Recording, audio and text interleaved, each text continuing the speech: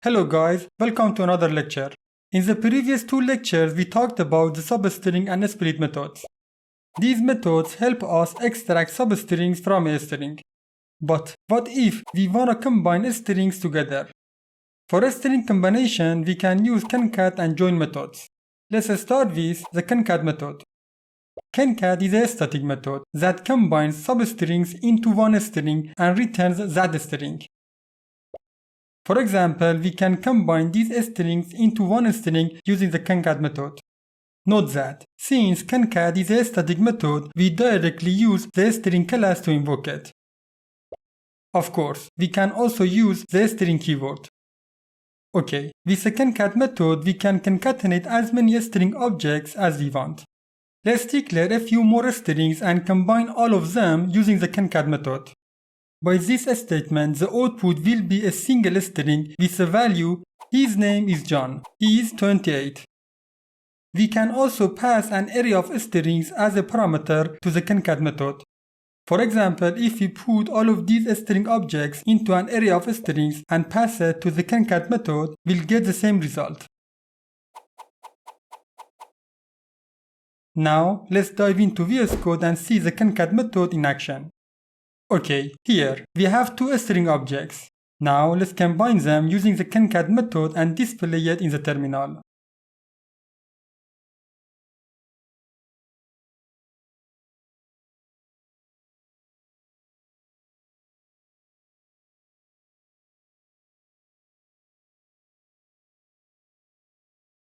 Run the application to see the result.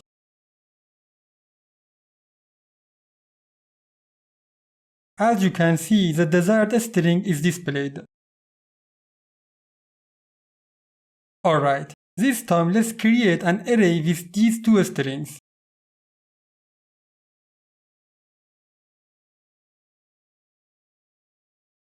Then pass it as a parameter to the concat method. Now let's give it a try.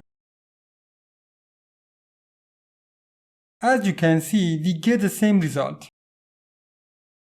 Alright, another method we can use to concatenate strings is the join method. This is the syntax of the join method.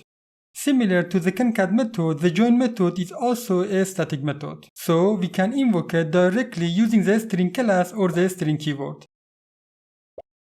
The join method is used to combine the elements of an array using a specified separator between each element. For example, let's consider an array with 4 numbers. If we join these strings using an underscore as a separator, the result would be like this. As you can see, the join method is the exact opposite of the split method. We can also invoke this method using the start index and count parameters. This allows us to concatenate a specific count of items from the array starting from a specific index. For instance, let's retry the previous example, but this time starting from index 1 and include two strings in the resulting string. The resulting string would be 2_3. Okay, let's see the join method in action with some examples. Here, we have an array of string objects. Let's concatenate them using the join method and display it in the terminal.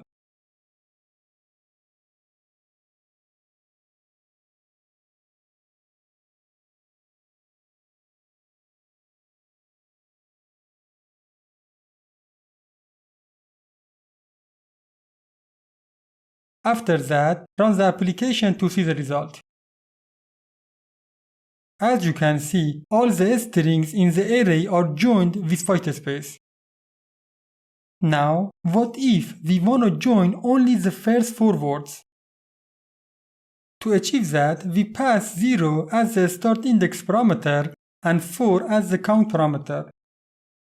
Actually, let's join the remaining items of the array and store the result in another variable. Can you guess how we can do this? To do that, we need to pass 4 as the start index and 3 as the count.